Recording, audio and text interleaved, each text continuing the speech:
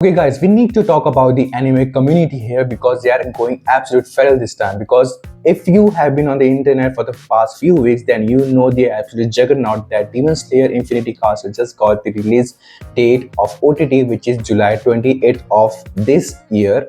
And anime community is actually going very much crazy. Now, if you are sitting and thinking why people of anime community are actually losing their mind, then oh dear, you have to know about it because the marketing which is done by the Sony and Crunchyroll for this movie is absolutely insane, and I think it should be very much studied in the business school. The movie literally smashed the box office records for the Demon Slayer's movie and also for the movie of any anime community. Actually made $793 million with a budget of only $20 million, and it was actually the highest grossing movie after the Mugen Train, dethroning the Mugen Train as the highest collection of all time. And Mugen Train, it was also the part of Demon Slayer. It was like a cultural event, but then the studio went completely dark and also silent. I mean, there was no updates on the OTT release date for the Demon Slayer. So by the time it was only a calendar year after the release date of Demon Slayer, people were waiting for the theatrical release. I mean, the OTT release, and just now they actually announced it. Now I'm going to discuss about the spoilers of this movie Infinity Castle because I actually watched it in theaters, and right now it is going to be spoilers. If you haven't watched it yet, then just pause, go and watch it, and then come here because right now it is all going to be discussed in brief. This was the first part of the original trilogy of Infinity Castle, and let's talk about the good of the film because when it comes to the visuals and animation, I think you cannot completely ignore Ufotable here. I think it's Ufotable, yeah. Dynamics, the animation, the lighting, the cinematography of this movie was so mind-boggling and also jaw-dropping that you can actually make it can. They can actually make you think that this is not just an anime movie, it is actually some kind of a cinematic experience, and this is what you get. This movie was meant for the cinematic experience and you get the exact same thing in the theaters. The first half of the movie was so good and it was such as a perfect pacing because as you see each and every fight, you see the amount of voice actors have done their hard work on it is actually showed in the movie. Read the manga and I can say that the animators this time have gone to each and every details of manga, and actually we can point it out on this one. First fight between Shinobu Kocho and Doma was absolutely insane because we know that this is going to be something very much difficult for Shinobu to actually crack up, but she did something really good in this one that before dying she actually put some of the poisons into Doma, and right now we know that the Kanae is going to fight Doma and the incoming Inosuke is also on the way. So it's kind of a, you can say, Shinobu actually did 40% of the damage to Doma already.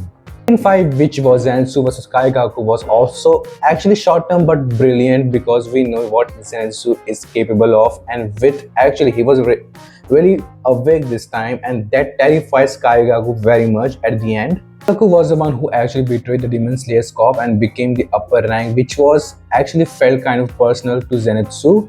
In Kaigaku with the only technique that Zenitsu has occurred, or you can say that he has gained from his ability, is something very much unexpected for us and for also Kaigaku.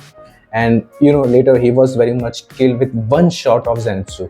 Let's start with the fight of Tanjiro, Gyo, Tomioka, and my favorite versus Akaza. The second half of the fight was actually very much meant for this fight because it was not just a long fight, but it was something very much important for Akaza and also the upper ranks, because in this one we get to see the past of Akaza, why he's actually a Demon Slayer, I mean upper rank. Akaza was almost won the fight, but the fact that when he remembered all about his past, how traumatized it was, he actually made a decision of sacrificing himself in front of them. This is somewhat also a bad part because the second half felt so much long, and I can say that it was kind of stretched. But I as an audience thoroughly enjoyed the whole movie, not just the fights but also every details that you can see in this one, which will be connected into the second part of Infinity Castle.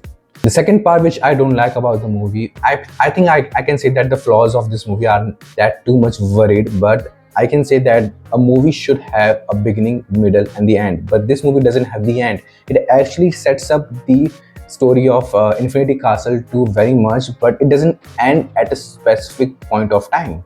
The success of the movie Mugen Train, they were actually very much confident about the theatrical release because it gives them the confidence that people want to see their work at the theaters. So I think splitting up the Infinity Castle part into three movies, three trilogy, or I can say single trilogy with three movies is something very much catch grabbing, but at the same time it's a perfect opportunity for them to also succeed and have animators, or you can say the anime community fan base all around the world.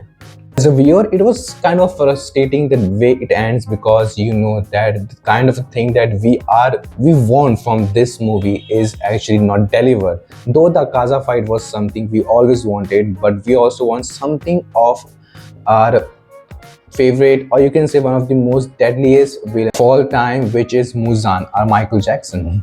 But we didn't get something much of a glimpse of him just at the start that he's actually held by our I forgot the name of that lady who's holding Muzan right now. I'm sorry, but let's move ahead.